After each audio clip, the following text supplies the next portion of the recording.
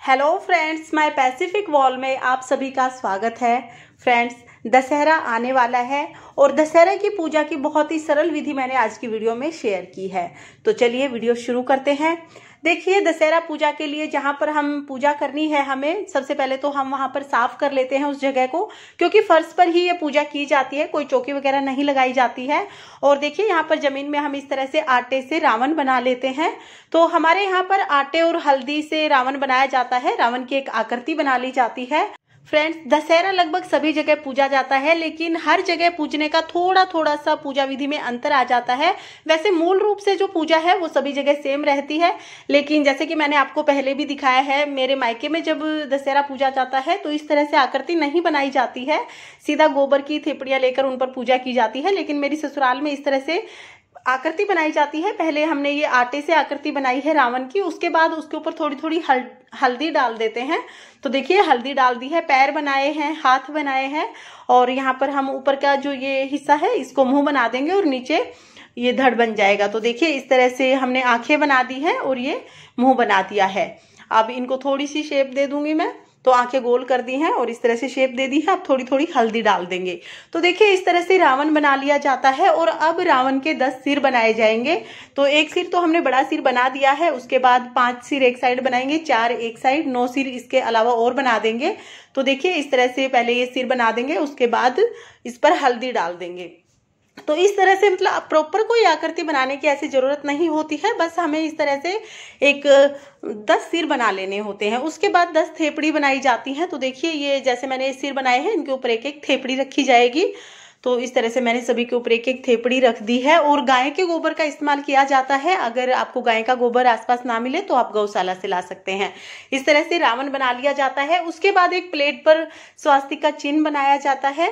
तो देखिए, इस तरह से हम कोई भी प्लेट ले लेंगे, उस पर हम स्वास्तिक का चिन्ह बना लेंगे और सुपारी से गणेश जी बना लेंगे। आपके पास अगर सुपारी नहीं है तो आप मिट्टी की डली लेकर उसके ऊपर इस तरह से कलावा लपेटते हुए गणेश जी बना सकते हैं। और यहाँ पर अक्षत रखकर हम गणेश जी को विराजमान करा देंगे। देखिए, इसके बाद जो कुलिया ली थी हमने, जो हम दशहरे की पूजा करते हैं तो 10 कुलिया लेते हैं, उनको खील से भर लेते हैं, उसके बाद उनके ऊपर पताशे रखते हैं और उनके ऊपर कलावा बांध लेते हैं। इस तरह से हम 10 कुलिया तैयार करके रख लेंगे। और देखिए, पूजा में सबसे पहले हम लोग शुद्धिकरण करेंगे। तो पानी के छींटे लगा लिए हैं हमने। इसके बाद सभी को तिलक कर देंगे।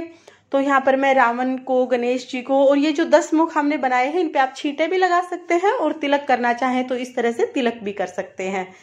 तो इस तरह से हम रोली का तिलक कर देंगे। इसके बाद हम लोग सभी को हल्दी का तिलक करेंगे। तो हल्दी हम लोग यहाँ पर सूखी हल्दी समर्पित करते हैं। आपके यहाँ अगर गीली हल्दी करके तिलक लगाते हैं तो आप तिलक लगा दें। इस तरह से हल्दी का तिलक कर दिया है। इसके बाद हम अक्षत समर्पित करेंगे। तो देखिए, यहाँ पर मैंने सभी को अक्षत समर्पित कर दिए हैं। फ्रेंड्स, दशहरे की जो पूजा होती है वो सुबह के समय की जाती है और परिवार के सभी सदस्य मिलकर ये पूजा करते हैं। इसके बाद वस्त्र स्वरूप सभी को कलावा समर्पित कर देंगे। और ये जो नवरात्रि के जौ थे, जो हमने जवारे उगाए थे, इनको हम सभी को समर्पित करेंगे। इनका विशेष महत्व होता है। और जब हम दशहरा पूजते हैं तो इस तरह से गणेश जी को, और जो ये हमने थेपड़ी बनाई है यानी रावण के जो 10 मुख हैं, इनको सभी को जवारे समर्पित किए जाते हैं। इसके बाद हम लोग फूल समर्पित कर देंगे। तो अगर आपके पास फूल है तो आप फूल चढ़ा दें, अगर नहीं है तो आप फूल का जो ये पार्ट है इसको स्किप कर सकते हैं। इसके बाद हम दिया जलाएंगे। तो देखिए, यहाँ पर मैंने दिया ले लिया है। अब हम दिए को प्रज्वलित कर लेंगे।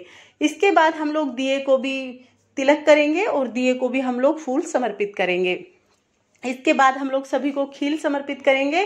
तो यहाँ पर जो मीठी फीकी खील आती है उनका भोग समर्पित किया जाता है। किसी किसी के यहाँ पर हलवा, पूरी, खीर वगैरह बनाई जाती हैं, लेकिन हमारे यहाँ पर खील और पताशे का ही भोग समर्पित किया जाता है।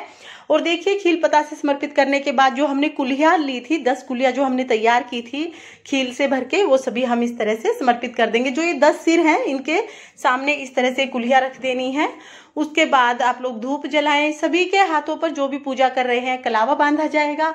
सभी को आप लोग तिलक कर दें इस तरह से। और इसके साथ साथ जो जवारे हैं वो घर की लड़कियां सभी के कान पर टांक देंगी, दोनों कानों पर टांकेंगी और सब लोग उनको सगुन देंगे। तो जिसकी जितनी श्रद्धा है उतना सगुन दे देंगे।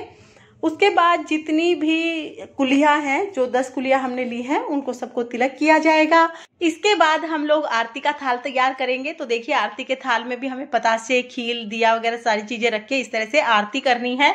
घर के सभी सदस्य मिलकर आरती करेंगे। उसके बाद एक हाथ में, सीधे हाथ में इस तरह से थोड़ा सा पानी लेके और दोनों हाथ से इस तरह से हमें पानी वार देना है 3 बार। तो इस तरह से पूजा पूर्ण हो जाएगी। फ्रेंड्स, पूजा करने के बाद जो ये कुलिया ली है हमने 10, इनको बांट दिया जाता है। आप चाहे तो बच्चों में बांट दें और आप चाहे तो पड़ोस में सभी के घर भिजवा सकते हैं। और जो हमने पैसे रखे हैं दक्षिणा स्वरूप, वो पैसे हम घर की किसी भी लड़की को या छोटी कन्या को दे देंगे। इसके साथ साथ जो हमने थेपड़ियां बनाई हैं, इनको सुखा देते हैं और फिर देवउठनी एकादशी जब आती है उस दिन इनको जलाया जाता है।